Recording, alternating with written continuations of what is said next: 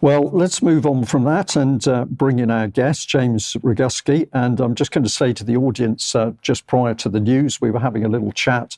And I said, the trouble is, James, we haven't got much good news. But you said to me instantly, I've got some good news. So welcome to UK Column. What have you got for us? Well, I have way too much information for the time that we have. So if you would be kind enough to give me notice halfway through, what I want to do is partition what we talk about between the two instruments that are being negotiated, the treaty and the amendments. So I'll start off with what most people call the pandemic treaty. They had in their negotiations what was supposed to be their last 2 weeks of negotiations at the end of the last month, and they failed to reach an agreement. So they've had to schedule more meetings from April 29th to May the 10th. About a year ago, I published an article about our ambassador Hamamoto agreeing with the Chinese delegate that they wanted to keep all of the details of which nation made what proposal secret from everyone in the public. Well, I published a leaked document, or I should say I republished a leaked document. It was first published by KEI Online and Politico, which is a 110-page document that details what each nation has suggested as text edits to what they did in their last negotiations is they had a 29-page document. They were hoping to end the negotiations after 2 weeks, but instead, the nations made over 5,000 text edits, and the document ballooned from 29 up to 110 pages. They're having a little bit of difficulty reaching agreement, and I want people to understand that the treaty is really not what most people think it is. In my view, it's a trade agreement that has gone, really in the wrong direction. They want to invest billions of dollars to go looking for pathogens with pandemic potential so they can bring them into a WHO coordinated laboratory network, hand them over with the contract so that the pathogen access that would then proliferate, these dangerous pathogens all around the world with all the different laboratories, would only be given in return for benefit sharing, the pathogen access benefit sharing system. This is a money-making venture that would end up resulting in speeded up regulatory approval by the WHO to determine whether or not jabs and tests and things are, acceptable. And then the WHO would be in charge of a distribution and logistics network. This is a business deal that I feel is akin to any kind of, corrupt cartel. I've dubbed it the new OPEC. OPEC is the oil producing and exporting countries, but this is really the Organization of Pandemic Emergency Corporations. What they're doing is trying to build out the fear-mongering mechanisms, the infrastructure, so that they can always be telling people there's an emergency, there's an emergency. And so it's the Foreign Commonwealth and Development Office, your good friend, David Cameron, who is really in charge of this, because what this really is taking billions of dollars from the wealthier nations of the global north to invest in the pharmaceutical hospital emergency industrial complex in the global south so that they can distribute the manufacturing geographically, and oligarchs in poor nations can turn a profit by scaring the daylights out of people in their nations, because there's a lot of black and brown people that they didn't jab the first time around. Now, that's a summary of what's going on with the treaty. That's excellent. And I'll keep going. If you well, I'll just give you the introduction to do it. So that's what they're up to, but you're finding that they're not meeting all their timescales, and you've now been able to look at information which they prefer to have hidden. Is that correct? That's correct. Everyone can view that information at stopthetreaty.org. And if you like, I'll keep going with the other negotiations, the amendments. 4 weeks ago, actually a little bit more than that, I obtained a similar document for what is being negotiated with the amendments. Now, for me, that was kind of like the holy grail. I was actually looking for a new version of the treaty, and I stumbled upon this document on one of the Geneva organizations that's, part of the inner circle. They get access to the things that we're not allowed to see. And so you can find that document on rejecttheamendments.com. So the first one was stopthetreaty.org. This is rejecttheamendments.com. And again, what's in the document is dramatically different than what was presented originally a year ago. And I want everyone to understand all of the information that we've ever been allowed to see is a year old. And so after a year's worth of negotiations, I got lucky and I found the February 9th negotiating text. Now, I know we don't have time to really get into this discussion, but the difference in terminology between the word isolation and quarantine, the common language understanding of those words, if you read the 2005 definition of those words, it's exactly the opposite of what most people think. Isolation is what most people think, well, I'm going to go hide in my room somewhere. And quarantine, most people think, well, if someone's sick, they put them in quarantine. But the legal definition in the 2005 IHR is exactly the opposite. And so what they have added quietly, that's not in the original documents, is they want to add strengthening language to enable nations to quarantine international travelers as appropriate. Now, I think the terms as appropriate are a little too vague for my liking, but even with that, what would they be using as a criteria to determine whether or not an entire vessel, they call it a conveyance, a cruise ship, an airplane, a train, a bus, any kind of vehicle. Isolation in their language is what they do to people who are ill. Quarantine is what they seek to be able to do to people who maybe have passed by or on the same ship with someone who is ill. It is an exponential strengthening. And this is where everybody gets it backwards. That is not an attack on national sovereignty. That is a ridiculous strengthening of national sovereignty that would enable each nation to abuse the rights and freedoms of foreign travelers. So if you want to go on holiday, you take a cruise or a flight or whatever, and for some appropriate reason, as determined by the officials in the foreign country where you may be landing, this is a gentleman's international agreement where all of the nations, it's not coming from the WHO. It's not that the WHO is saying they have to do anything. The doublespeak is amazing.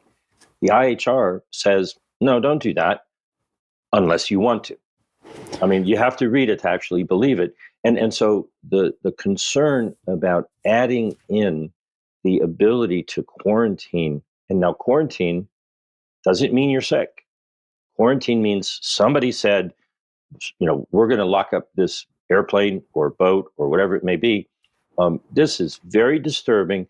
It was not in the original documents. It is in the documents that were leaked.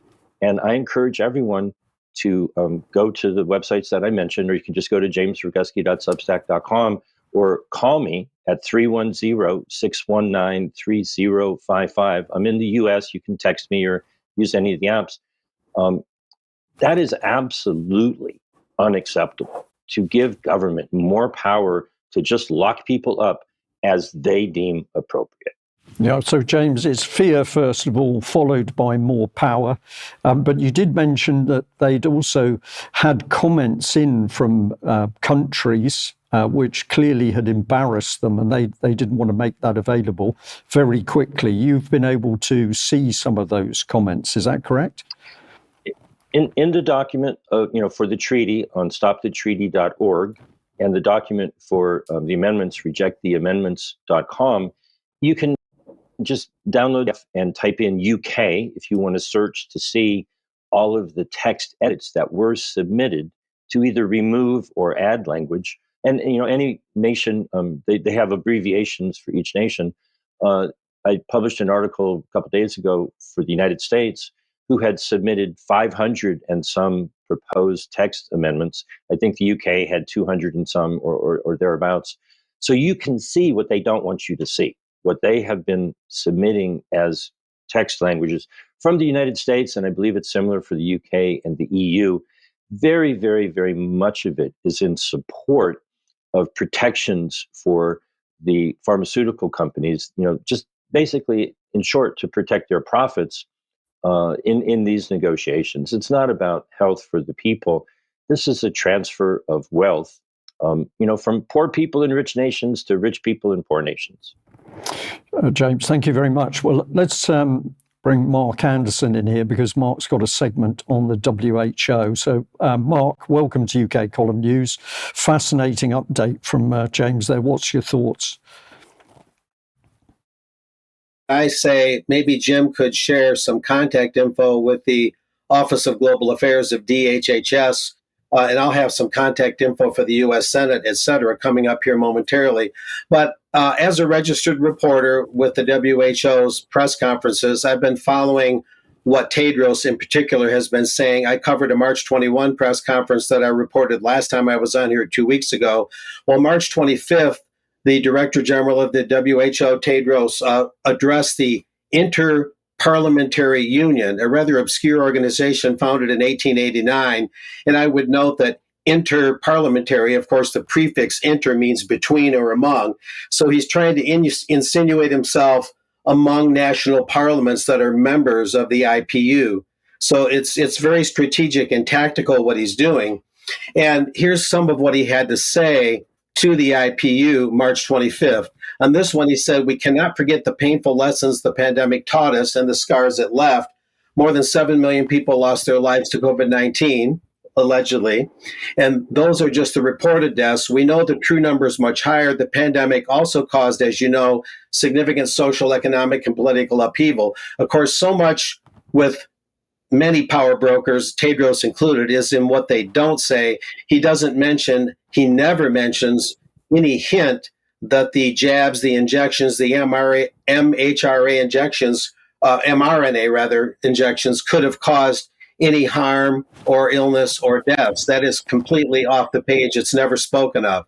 So that's cause for alarm right there. The hubris that, or the misdirection there, that only COVID-19 brought about deaths and the jabs could not possibly have had anything to do with that. And then he goes on to say on that same slide, the key issue now is whether we will learn the lessons the pandemic has taught us so we don't repeat them the next time. Again, notice the irony in what he's saying. The lessons of the pandemic included, of course, the dangers of these injections, and that's still being largely covered up. And of course, he always says this, and there will be a next time. The next pandemic is a matter of when, not if. So very interesting there. Moving on from there, he had this to say: the pandemic agreement aims to address the gaps and challenges all countries face and to ensure we're better prepared for future pandemics, of course. The new agreement would be an instrument of international law, similar to the many other accords and treaties the nations have agreed, the Geneva Conventions, the Nuclear Non-Proliferation Treaty, and the Paris Agreement on climate change, and so on. The mention of the Paris Agreement is rather interesting. However, there are two major obstacles. He mentioned this at the press conference and to the IPU. Obstacles to meeting that deadline of approving the pandemic agreement. The first, he says, is the group of issues on which countries have not reached consensus. James just alluded to that. There's been some snags and some delays, and that buys time for, of course, those that are very skeptical of this treaty and the IHR. And then he went on to say this: the second major barrier is the litany of lies and conspiracy theories about the agreement, that it's a power grab by the WHO that will cede national sovereignty to WHO and give it the power to impose lockdowns or vaccine mandates on countries. Unfortunately, he added, some of these lies have been spread even by members of parliament and in some cases heads of governments.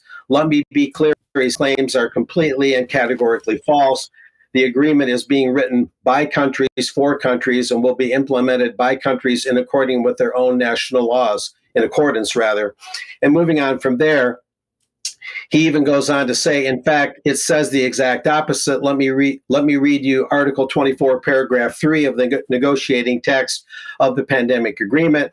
And it shows that quote from the text. I'm not sure if that's exactly how it is right now, but it says, nothing in the WHO pandemic agreement shall be interpreted as providing the WHO Secretariat, including the WHO DG, any authority to direct, order, alter, or otherwise prescribe the domestic laws or policies of any party, or to mandate or otherwise impose any requirements that parties take specific actions, such as a ban or acceptance of travelers, imposing vaccination mandates or therapeutic or diagnostic measures, or implement lockdowns.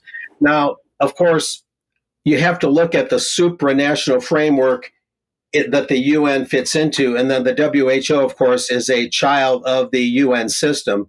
All supranational arrangements are a threat to sovereignty, one degree or another, one way or another. A lot of this is very disingenuous. The way that this would work would be like any UN covenant that we've seen, the International Covenant on Civil and Political Rights, where human rights are recognized unless they go against the grain of the principles of the United Nations. There's always those sort of exceptions. And you'll notice here, this is the next statement in this slide, right after he quoted that treaty section. He says, we urge parliaments to be aware of these issues and to support the ongoing negotiations. The pandemic agreement, listen to this closely, is the cornerstone of a new, stronger architecture for global health security that the WHO and member states are building. This includes key actions for stronger governance, stronger financing, stronger systems and tools, and a stronger WHO. So the WHO is seen as gaining power from this. So this is very typical of the shifty language you find that is replete in UN covenants and even in the UN Charter itself. And if you think about the International Organization for Migration, which I cited recently on WHO, and also a UN report going back to the year 2000, we found quite recently that those documents are instrumental in the migration invasion at the U.S. southern border, and that the presence of UN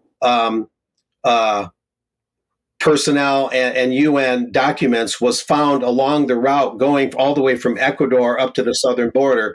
So the UN is notoriously found to be involved in actions that tend to diminish U.S. sovereignty, and the southern border is a great example of that. Another was the Korean War, the first UN war that was fought from 1950 to 1953. And since then, the U.S. has not declared through Congress wars at all. And by the time we got to Desert Storm and Desert Shield, the UN Security Council was pretty much in charge of the coalition against Iraq and the movement of military forces. So a lot of sovereignty was lost there as well within the UN system.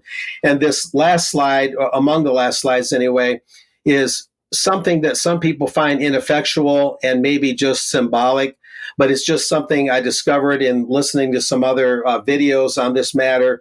Louisiana is balking at the WHO, the UN, and the World Economic Forum, saying that those organizations don't have, that the state of Louisiana's, how would I say this? Those organizations don't have any jurisdiction over the state of Louisiana and things like that. And supposedly the state of Tennessee is doing the same thing, Brian.